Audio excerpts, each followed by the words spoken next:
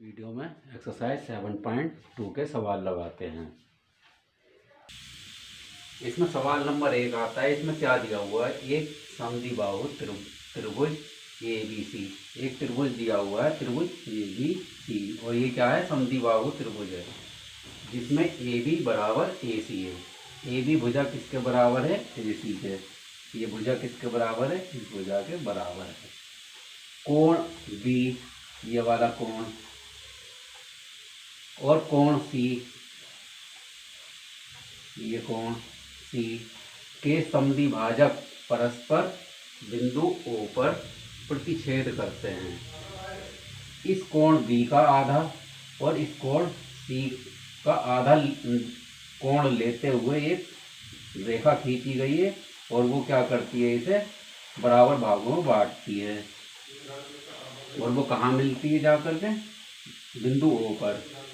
A और O को जोड़िए, A को O से जोड़ दीजिए और दर्शाइए। मतलब सिद्ध करना है कि इसमें दो भाग दिए हुए हैं, OB बराबर OC, OB बराबर OC सिद्ध करना है। और दूसरा भाग है AO, कोण A को समद्विभाजित करता है।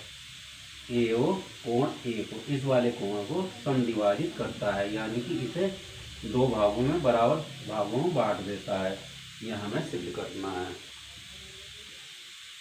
तो चलिए अपना पहला भाग लेते हैं। इसमें हमें क्या सिद्ध करना है? OB बराबर OC के, OB बराबर OC के हमें सिद्ध करना है। तो हम क्या देखेंगे? त्रिभुज ABC में, त्रिभुज ABC में हमें क्या दिया हुआ है? भुजा AB बराबर किसके दी हुई है? भुजा AC के। ये देखिए, तो हम इसे लिखते हैं। इसमें AB बराबर AC, और इसका कारण क्या लिखेंगे? दिया है।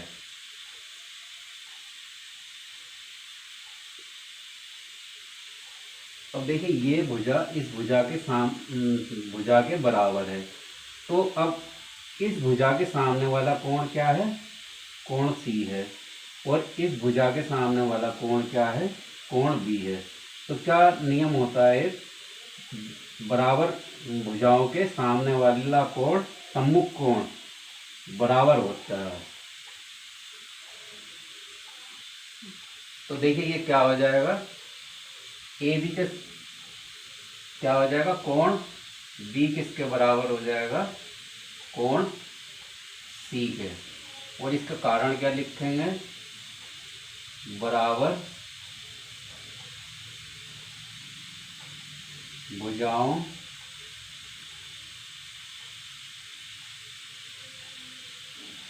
के सम्मुख कोण क्या होते हैं? बराबर होते हैं।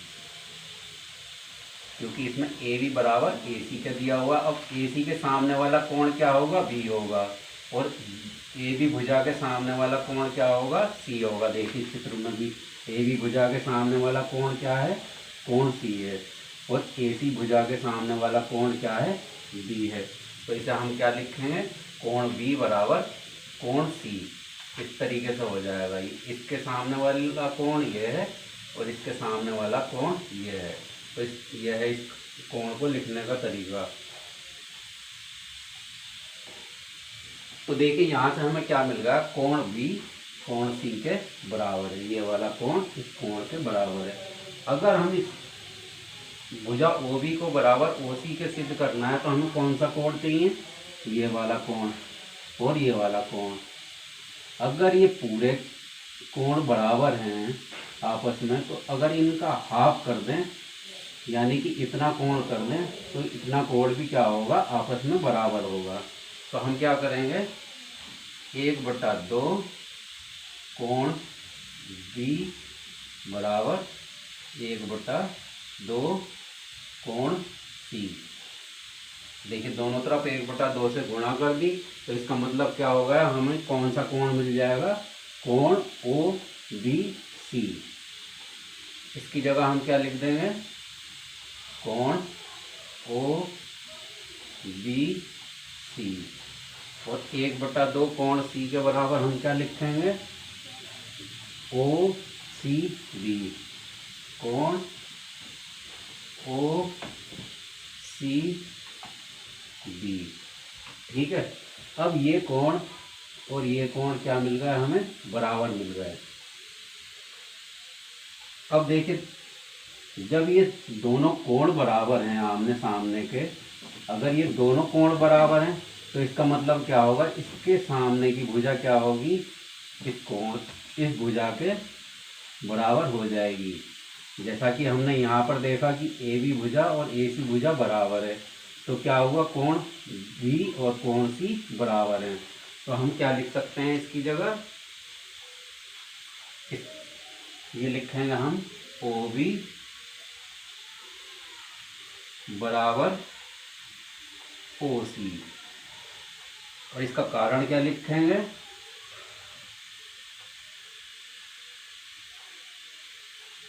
बराबर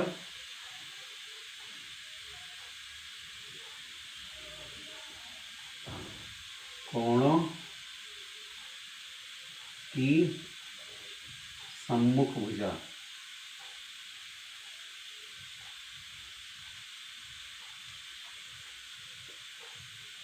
देखिए, जब बराबर कोणों के सामने की भुजाएं बराबर भुजाओं के सम्मुख कोण क्या होते हैं, बराबर होते हैं, तो बराबर कोणों की सम्मुख भुजाएं भी क्या होंगी, बराबर होंगी। और यही हमें इसके पास पार्ट में सिद्ध करना रहा। चलिए दूसरा भाग लेते हैं। इसमें हमें क्या करना है, ए ओ कोण ए को समद्विभाजित करता है, यानी कि ये वाली भुजा जो आई है बिंदु ओ तक, ये क्या करती है, इस कोण को बराबर भागों में बांट देती है। ठीक है ना, ये हमें सिद्ध करना है। और इसे सिद्ध करने के लिए हमें क्या करना होगा, अगर हम इन दोनों त्रिभुजों को सर्वांग सिद्ध कर दें तो क्या होगा, ये वाला कोण ऑटोमेटिक क्या होगा, दो भागों में बट जाएगा, क्योंकि जब ये घूम करके इसके ऊपर ही आ जाएगा, इसे ढक लेगा, तो इसका मतलब क्या हो जाएगा, ये कोण आधा अपने आप हो जाएगा अगर हम इसे सर्वांग सिद्ध कर दें। तो देखिए, देखते हैं हम। सबसे पहले हम क्या देखेंगे, भुजा ए बी और भुजा ए सी क्या दी हुई है, हमें बराबर दी हुई है। ये यहाँ पर हमें बराबर दी हुई है, ए बी बराबर ए सी के। एक काम तो हमारा हो गया। ये क्या लिखेंगे, इसका कारण दिया है। ठीक है, अब दूसरी चीज हमें क्या ढूंढते हैं, देखिए, अगर ये पूरा कोण आपस में बराबर है, ये कोण बी किसके, कोण सी के बराबर है, और ये ओ बिंदु क्या है, जो सी को ओ तक बढ़ाया गया है, ये क्या करता है, एंगल सी को और बी को क्या करता है, बराबर भागों में बांट देता है। यानी कि अगर ये आधा बराबर है तो ये भी आधे क्या होंगे, बराबर हो जाएंगे। ठीक है, तो इसमें हम क्या लिखेंगे, एंगल ए बी ओ बराबर होगा ए सी ओ के।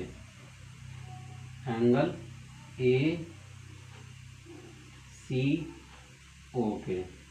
और इसका कारण क्या लिखेंगे, कोण बी तथा कोण सी के समद्विभाजक कोण।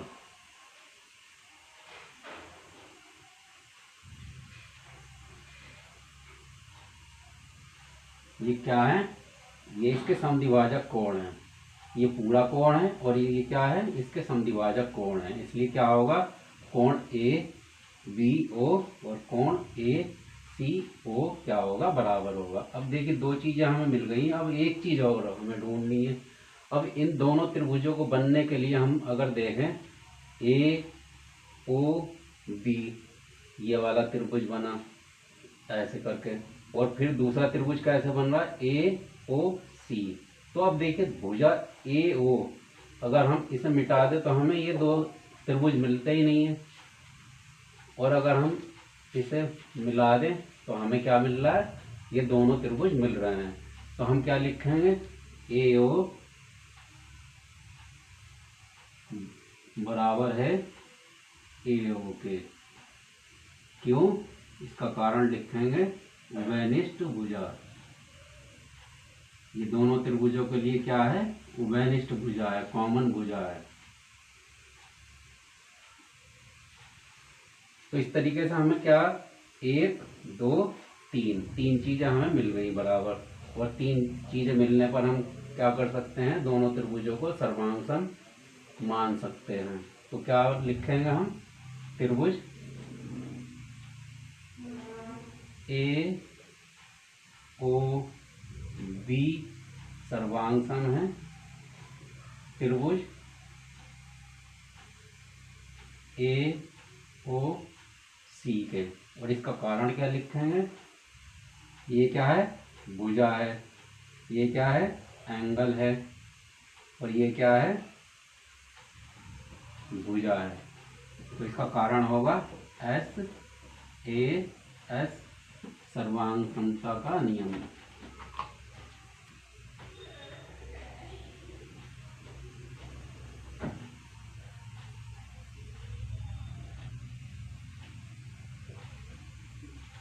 अब देखिए, ये हमने दोनों त्रिभुज क्या किए हैं, सर्वांग सिद्ध कर दिए हैं। अगर हम इसे सर्वांग सिद्ध कर दिया है तो इसका मतलब क्या होगा, ये जो एंगल होगा, एंगल बी ओ बी ए ओ और सी ए ओ क्या हो जाएगा, आपस में बराबर होंगे। तो क्या लिख सकते हैं हम, इसलिए ए ओ कोण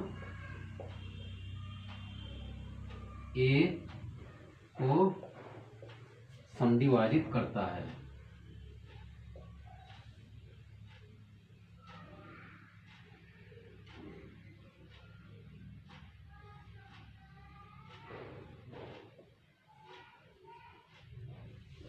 क्योंकि दोनों त्रिभुज हमने क्या कर दिए हैं, सर्वांग सिद्ध कर दिए हैं, और इसके फिर बाकी के भाग क्या होते हैं, ये भी बराबर होते हैं। अब ये कोण किसके आपस में बराबर हो जाएगा। तो चलिए सवाल नंबर 2 लगाते हैं। इसमें क्या दिया हुआ है, त्रिभुज ए बी सी में ए डी भुजा बी सी का लंब समद्विभाजक है। ये त्रिभुज ए बी सी दिया हुआ है, और इसमें क्या है, ए डी भुजा क्या है, इसका लंब समद्विभाजक है। लंब अगर डाल रही है तो भुजा बी सी पर, अगर ये ए डी भुजा क्या है, लंबवत है, तो क्या होगा, ये समकोण त्रिभुज होगा। और दूसरी बात दी हुई है लंब समद्विभाजक है, यानी कि इस भुजा बीसी को ये क्या करता है, एडी दो बराबर भागों में बांट देता है, क्योंकि ये लंब समद्विभाजक है। तो इस बीडी के बराबर क्या होगा, ये सीडी भुजा होगी, डीसी कहो या सीडी, अभी तो ये इसी प्रकार बोलेंगे हम कि ये दोनों को बराबर भागों में बांट देता है। तो हमें क्या सिद्ध करना है, त्रिभुज ए बी सी एक समद्विबाहु त्रिभुज है। समद्विबाहु त्रिभुज कैसा होता है, जिसकी दो भुजाएं बराबर होती है, जिसमें ए बी बराबर ए सी है, ए बी बराबर ए सी है। तो देखिए हमें इसमें क्या करना है, त्रिभुज ए बी सी को समद्विबाहु त्रिभुज सिद्ध करना है, जिसमें क्या हमें सिद्ध करना, ए बी भुजा ए सी के बराबर होनी चाहिए। तो देखिए इसे सिद्ध करने के लिए हमें क्या करना होगा, इस त्रिभुज में हमें दो त्रिभुज दिखाई देते हैं, त्रिभुज ए बी डी और त्रिभुज ए सी डी। अगर इन दोनों त्रिभुजों को हम सर्वांग सम सिद्ध कर दें तो क्या होगा, ये दोनों फिर क्या हो जाएंगे, एक समद्विबाहु त्रिभुज हो जाएंगे, जिसमें क्या हो जाएगी, भुजा ए बी बराबर ए सी हो जाएगी। तो चलिए सिद्ध करते हैं। इसमें लिखेंगे हम त्रिभुज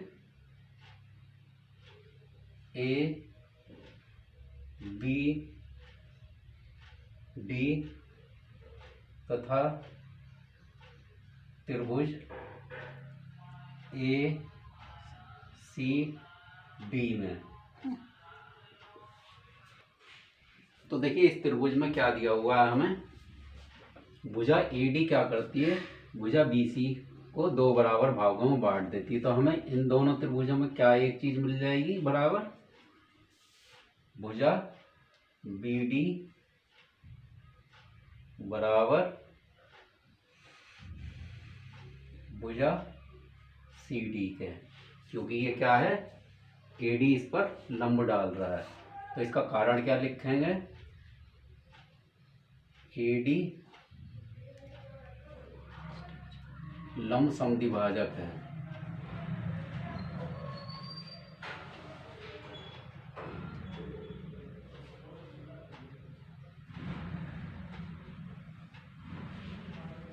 तो अगर ये लंब समद्विभाजक होगा तो ये भुजा इस भुजा के बराबर अपने आप हो जाएगी। अब देखिए ये लंब भी डाल रहा है तो क्या होगा, ये कोण क्या होगा, ये 90 का होगा और दूसरी तरफ भी ये क्या होगा, 90 डिग्री का कोण होगा।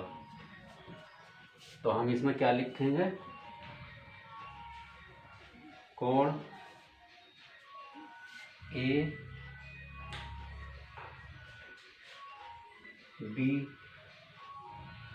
AB बराबर कोण ADC बराबर क्या है, 90 डिग्री। इसका कारण क्या लिखेंगे, दिया है। अब ये दोनों कोण क्या मिल गया हमें, बराबर मिल गया। अब हमें तीसरी चीज और चाहिए इसे सर्वांग सिद्ध करने के लिए, फिर हमारा काम हो जाएगा। अब देखिए ये दोनों त्रिभुजों को बनाने के लिए कौन सी भुजा की जरूरत पड़ रही है, भुजा AD की। अगर ये हम मिटा दें तो दो त्रिभुज की जगह हमें क्या, एक ही त्रिभुज मिलेगा। तो इसलिए क्या है, ये AD भुजा क्या है, इसमें उभयनिष्ठ है। तो ये क्या हो जाएगा, AD बराबर AD, और इसका कारण क्या लिखेंगे, उभयनिष्ठ भुजा।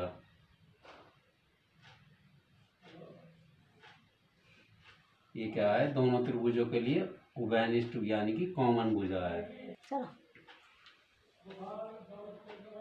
उभयनिष्ठ भुजा है। अब दोनों त्रिभुजों को हमें सर्वांग सिद्ध करने के लिए तीन चीजें चाहिए थी। पहले हमें क्या मिला, एक भुजा मिली और दूसरा एंगल मिला और तीसरा हमें क्या मिला, ये तीसरा भी हमें भुजा मिली। तो हम क्या लिख सकते हैं, त्रिभुज ABD सर्वांग सम है त्रिभुज ACD के, और इसका कारण क्या लिखेंगे, SAS सर्वांग समता का नियम। ये क्या होता है, सर्वांग SAS सर्वांग समता का नियम होता है। तो देखिए अगर ये दोनों त्रिभुज ABD और त्रिभुज ACD क्या है, सर्वांग सम है, तो फिर क्या होगा, इनकी संगत भुजाएं भी क्या होंगी, बराबर होंगी। संगत भुजाएं, संगत कोण, ये सब क्या होंगे, बराबर होंगे। लेकिन हमें यहाँ पर क्या चाहिए, AB बराबर AC चाहिए। तो हम क्या लिखेंगे, इसलिए AB बराबर AC के, ये क्या है, ये भुजा है। ये कौन सी भुजा है, संगत भुजा है।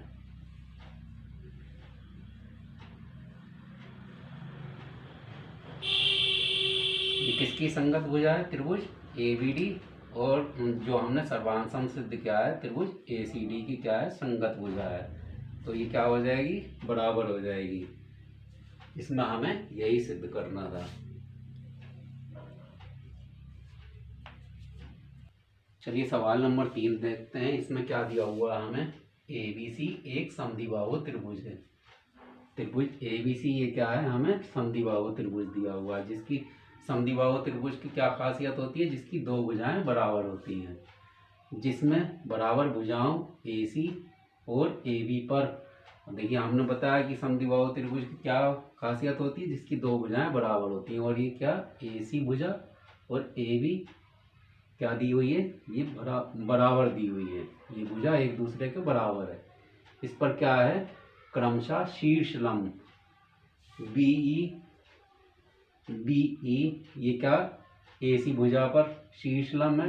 और ये क्या है, सी एफ क्या है, ए बी भुजा पर शीर्ष लंब है, खींचे गए हैं। आकृति में देखिए, ये आकृति हमने बना रखी है। और सिद्ध क्या करना है, दर्शाइए कि शीर्ष लंब बराबर हैं। अब ये जो शीर्ष लंब जो खींचे गए हैं, ये हमें क्या करना है, बराबर सिद्ध करना है। ये शीर्ष लंब इस सी एफ के बराबर होना चाहिए। तो देखिए इसमें हम पहले लिख देते हैं क्या सिद्ध करना है हमें। सिद्ध करना है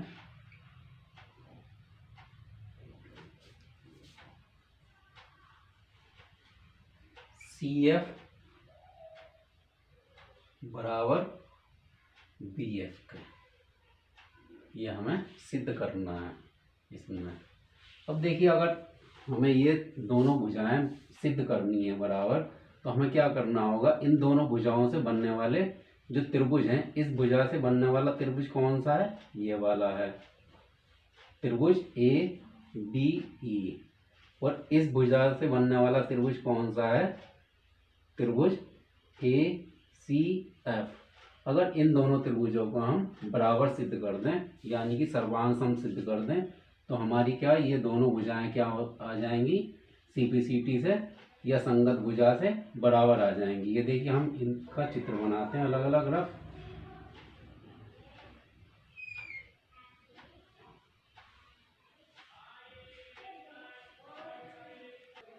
तो देखिए हमें ये सी एफ बराबर क्या सिद्ध करना है, बी एफ के, ये भुजा इसके बराबर सिद्ध करनी है। तो हम क्या देखेंगे, जो इससे बनने वाला त्रिभुज है, त्रिभुज ए बी एफ और त्रिभुज ए सी एफ, इसमें हम देखेंगे कि देखिए ये अगर इस पर लंब है तो क्या बनाएगा, ये 90 डिग्री का कोण, ये इस साइड भी बनाएगा और इस साइड भी 90 डिग्री का कोण बनाएगा।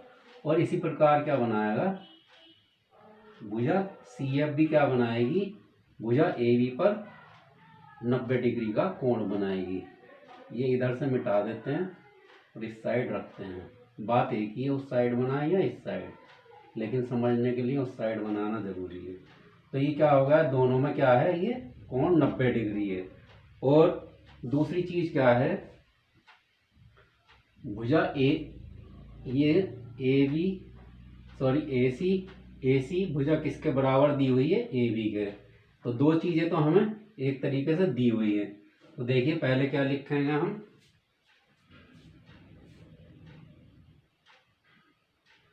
ए बी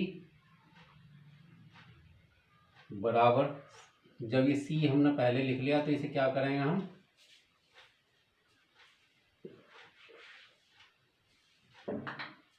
ये भुजा ए सी को पहले लिखेंगे, ए सी बराबर है ए बी के, ठीक है। ये भुजा इस भुजा के बराबर है। इसका कारण क्या लिखेंगे, दिया है।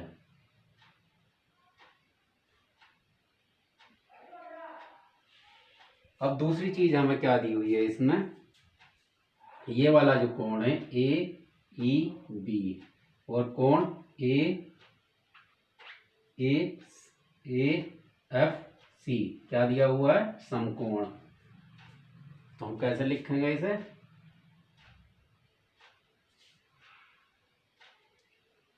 क्योंकि हमने ये पहले ये वाला त्रिभुज लिया है, इसलिए क्या लिखेंगे, ये वाला लिखेंगे, सी कोण सी एफ ए बराबर है कोण बी ई ए के। ये क्या है, समकोण है। समकोण है और क्या है, दिया हुआ है।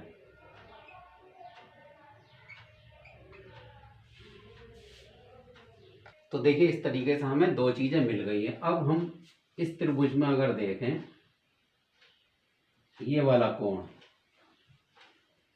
कोण हमें क्या है, कॉमन है। ये किस में बन रहा है, त्रिभुज ए। अगर इस त्रिभुज की बात करें, त्रिभुज ए बी ई की, तब भी ये वाला कोण हमें मिल जाता है। और अगर इसकी बात करें, त्रिभुज ए सी एफ, यानी कि इस वाले त्रिभुज की, तो ये क्या, ये वाला कोण हमें तब भी मिलता है। ये कोण क्या है, दोनों में कॉमन है। तो क्या लिखेंगे, कोण ए बराबर कोण ए। अब इसे कोण ए क्यों लिखा, क्योंकि ये दोनों में क्या बन रहा है, कोण ए ही बन रहा है। और ये क्या है, कॉमन है, दोनों में कॉमन है, तो क्या होगा, बराबर होगा। उभयनिष्ठ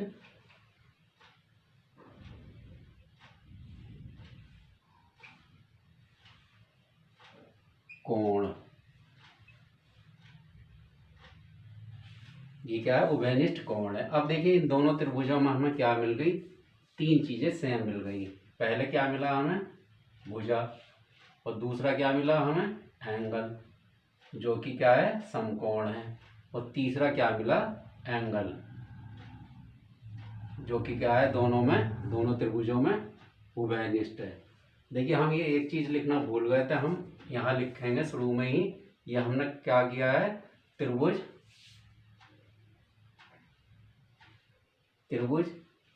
ए बी ई तथा त्रिभुज ए सी एफ में, ये हमने सब काम क्या है इन दोनों त्रिभुजों में। तो इन दोनों त्रिभुजों का नाम भी हमें लिखना पड़ेगा। तो अब देखिए इन दोनों त्रिभुजों में हमने तीन चीजें कॉमन बराबर क्या सिद्ध कर दी। तो ये क्या हो जाएंगे, दोनों त्रिभुज, त्रिभुज ए बी ई सर्वांग सम है, त्रिभुज ए सी एफ के। और इसका कारण क्या लिखेंगे हम, इसका कारण लिखेंगे एस ए सर्वांग समता का नियम।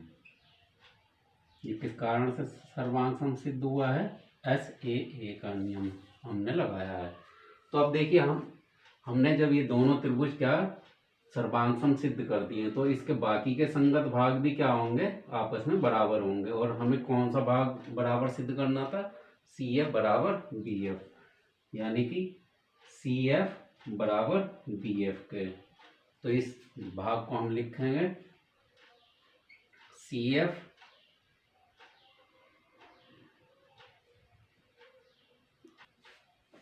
तो देखिए हमने कौन सा त्रिभुज पहले लिखा है, त्रिभुज ABE।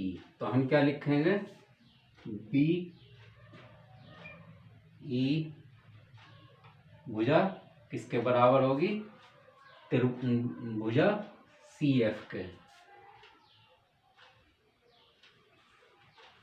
चाहे तो आप इसे शुरू में भी बदल सकते हैं।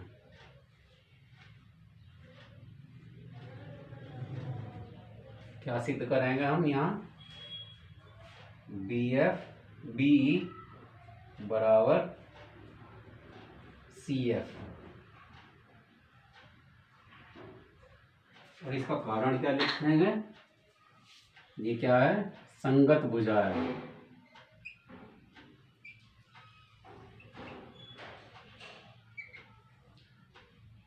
सर्वांग सम त्रिभुजों की संगत भुजा है, या CPCT से।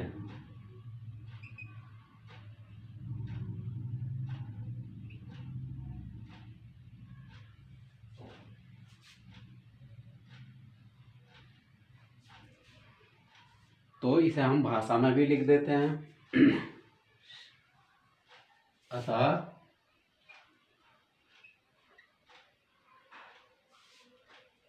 बी और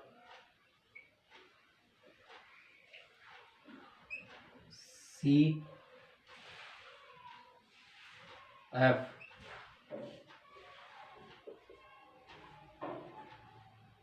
सी बराबर शीर्ष लंब है, बराबर शीर्ष लंब है।